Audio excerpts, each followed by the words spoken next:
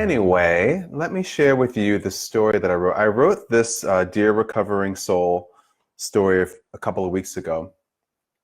And I felt it was important last week to share the story that I wrote about my late father-in-law. And this one will be something that I hope you'll enjoy, and I hope you'll get something out of it. So as I say with these Dear Recovering Souls, close your eyes, listen to the sound of my voice, and hopefully you'll be able to find something that resonates with you in it. So, Dear Recovering Soul, I hope this message finds you well during this great change, or this time of great change. In this moment, I am reminded that every day is a time of change if we are truly paying attention. I've begun a practice of taking daily walks through my section of town. They have become an integral part of my self-care routine. The walking exercises my body, focuses my mind, and helps me find my emotional center. As I exit my home from the front door, I finalize which spiritual teacher I will listen to during the walk. Sometimes a simple phrase from their lips will inspire laughter, tears, and everything in between. I place my headphones in my ears, press play, and begin my journey. For the first few weeks, I would routinely take the same route each time, but now I try to vary it. Some days I choose to walk up the big hill, and some days I choose to walk down.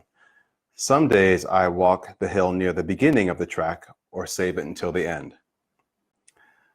Today, during my sojourn, I decided to walk on the opposite side of the street that I normally would.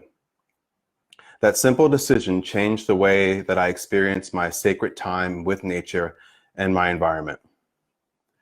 The simple act of walking along a different side of the road altered my point of view and changed my perception of this current time in our world history. As I walked along the road, I saw different trees and bushes that I only glanced at before. Simply by walking a different path, I saw the ocean waves in the distance from a new vantage point, and they were spectacular. I saw a snail crawling on the ground by my feet, and it filled me with wonder. Had I walked along the opposite side of the street, I would have missed that beautiful and holy moment. My hike allowed me to weave an insightful connection into my consciousness. I recall the life-changing lesson I learned early in recovery.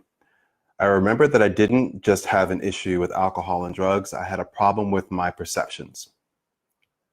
I viewed life as a series of events that most often worked against me. Just like the old adage of the man standing before a half-filled glass of water. The optimist would see the glass as half full, but the pessimist would perceive it as half empty. I used to see my world as happening to me instead of happening for me. Here's an example. Last night, I dreamt of my days as a dancer in Disney's The Lion King. I usually have dreams of performing in the show and somehow missing a stage entrance, getting lost in the theater, or misplacing my costume. All anxiety-provoking circumstances that rarely ever happened during my 8 years with the show.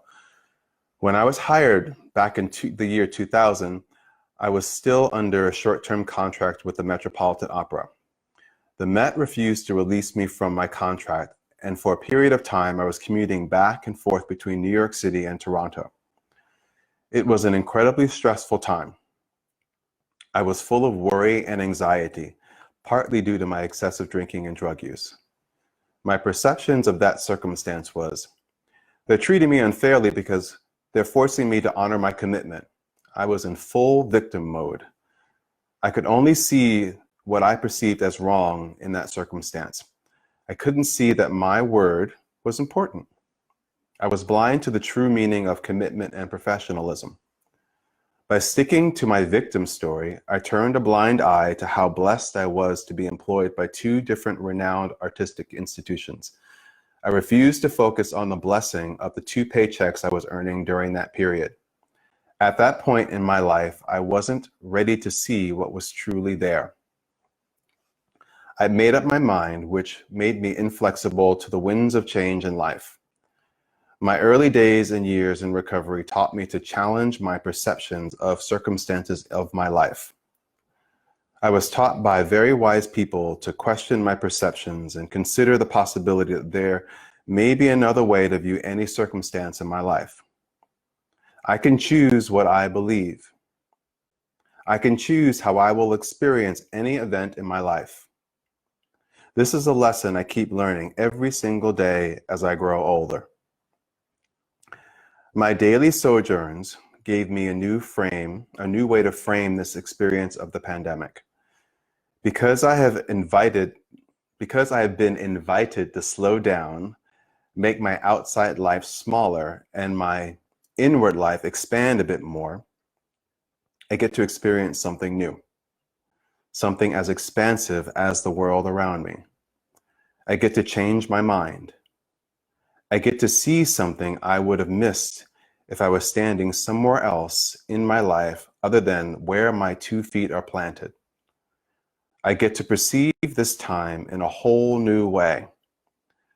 The subtle and profound shift of perception can bring peace instead of internal pain. So, dear recovering soul, how can you shift your perception today? How can you change your mind? How can you see the glass before you as half full instead of half empty? I hope this story reaches deep into your heart and gently nudges you into a new state of freedom from the confines of your mind. I know that you're on my mind often. Many blessings, Stephen. Thank you for listening. I hope you got something out of that. Hope you found something that resonates deep within your heart.